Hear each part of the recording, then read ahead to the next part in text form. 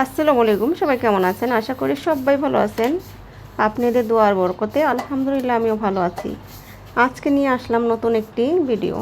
তো আজকে আমি কিছু করতেছি না, আমার হাজব্যান্ড আজকে পরোটা বানাচ্ছে। তার কারণ আমি দুদিন ধরে খুব অসুস্থ। আমি তো প্রায় অসুস্থ থাকি, কি করব, কিছুই করার নাই। তারপরও সব কাজ নিজে করার চেষ্টা করি, কিন্তু আজকে একটু আলাদা। আমাকে বলল, আজ আর তোমার কিছু করতে হবে না, সব কিছু আমি করব, তুমি রেস্ট নাও।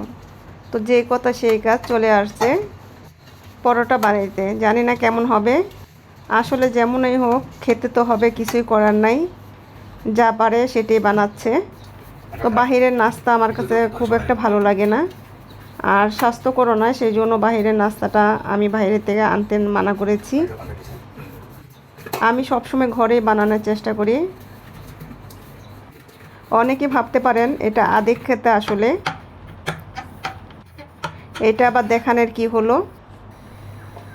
আসলে স্বামী স্ত্রীর সুস্থতায় অসুস্থতায় যদি একজন আরেকজনের পাশে না থাকে, তার থেকে কষ্ট করা আর কিছুই হয় না। সবাই যদি এরকম স্ত্রীদের একটু সাপোর্ট করে, তাহলে কিন্তু খুব একটা খারাপ হয় না। কখনো রুটি বানায় না, তারপরও কিন্তু খুব সুন্দর রুটি গোল হচ্ছে, খুবই সুন্দর বানাচ্ছে সে। আমি চাই এখন থেকে প্রতিদিনই যে আমি অসুস্থ হই আর এরকম রুটি যেন আমার হাজব্যান্ড বানিয়ে খাওয়ায়। আপনারা কি বলেন? আসলে বর্তমান অনেক স্বামীরাই আছে স্ত্রীদের পাশে থাকে, সাপোর্ট করে।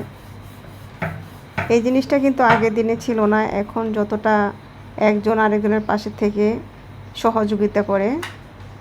তো এই জিনিসটা আমার খুবই ভালো লাগে।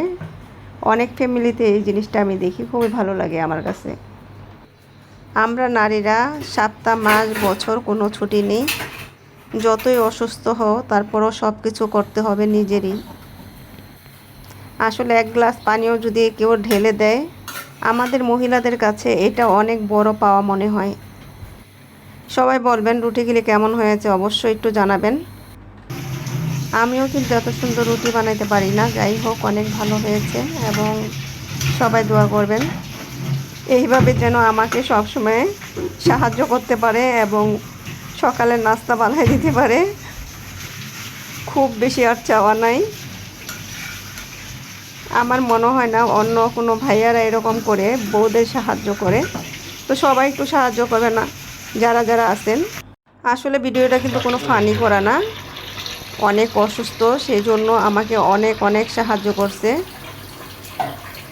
দোয়া করি আমার হাজব্যান্ডের শরীরটা যেন ভালো থাকে।